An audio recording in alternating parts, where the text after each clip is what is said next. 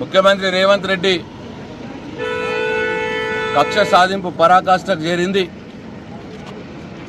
ఇవాళ తెలంగాణ రాష్ట్రాన్ని సాధించిన వ్యక్తి, తెలంగాణని ఈ రాష్ట్రంలో ఈ దేశంలో నంబర్ 1 రాష్ట్రంగా నిలబెట్టినటువంటి వ్యక్తి, తెలంగాణ జాతిపిత అయినటువంటి కేసీఆర్ గారికే ఇవాళ సిట్టి నోటీసులు ఇవ్వడం అంటే ఇది తెలంగాణ యావత్ సమాజానికి, తెలంగాణ అస్తిత్వానికే సిట్టి నోటీస్ ఇచ్చినట్టుగా భావిస్తూ ఉన్నాం.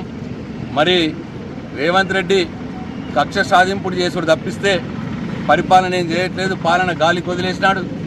ఆయన ప్రజలకు ఇచ్చిన హామీలు ఏమీ నెరవేర్చినప్పుడు ప్రజల దృష్టిని మరచడానికి ఇట్లా కాళేశ్వరం కమిషన్లని, సిట్టులని, ఫోన్ ట్యాపింగ్ అని రకరకాల పేర్లతో ఒకసారి కేటీఆర్ గారిని, ఒకసారి హరీష్ రావు గారిని, కేసీఆర్ గారిని అదే పనిగా, మొన్న సంతోష్ రావు గారిని అదే పనిగా వేధింపుడు పెట్టుకున్నాడు.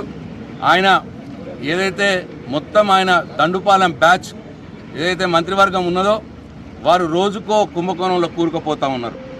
వారు దొరికినట్టు దోచుక తింటా ఉన్నారు ఈ రాష్ట్రాన్ని. వాళ్ళు చేస్తున్న కుంభకోణాలు బయటపడేసరికి మొన్ననే హరీష్ రావు గారు బొగ్గు స్కామ్ బయటపెట్టినాడు, అట్లనే సోలార్ పవర్ స్కామ్ బయటపెట్టినాడు, సింగరేణిలో డీజిల్ స్కామ్ బయటపెట్టినాడు. ఇట్లా నిన్నటికి నిన్న మళ్ళీ ఎక్సైజ్లో మద్యంలో కూడా స్కామ్ ఒకటి బయటపెట్టినారు. ఇట్లా రోజొక స్కామ్, రోజొక కుంభకోణం బయటపడుతుంటే దీని నుంచి మరి ప్రజల దృష్టిని మరచడానికి ఇవాళ కేసీఆర్ గారికి నోటీసుల పేరు మీద డ్రామాలు వేస్తూ ఉన్నారు. ఇవాళ కేసీఆర్ అంతటి గొప్ప నాయకుడిని ఆయనకు మరకంటే విధంగా, ఆయనను అవమానించే విధంగా ఇవాళ ఈ కార్యక్రమం ఏదైతే ఈ ప్రభుత్వం చేస్తున్నదో దాన్ని బీఆర్ఎస్ పార్టీ తీవ్రంగా ఖండిస్తూ ఉన్నది.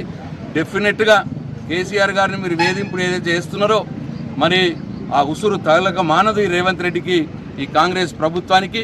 ఎందుకంటే ఎన్నో కోట్ల మందికి కంటికి రెప్పలా చూసుకున్నటువంటి నాయకుడు కేసీఆర్ గారు. అటు వృద్ధులు కావచ్చు, వితంతులు కావచ్చు, మరి బీడీలు చేసి అక్కా చెల్లెలు కావచ్చు, 200 ఉన్న పెన్షన్ 2000 చేసి వాళ్ళని ఆదుకున్నాడు. అట్లే రైతులకు 24 గంటల కరెంట్ ఇచ్చినాడు, నీళ్లు తెచ్చినాడు, ఇవాళ పంట కొనుగోలు చేస్తూ ఉన్నాడు, సకాలంలో ఎరువులు తెచ్చినాడు. ఇట్లా అన్ని రకాలుగా రైతు బంధు ఇచ్చినాడు.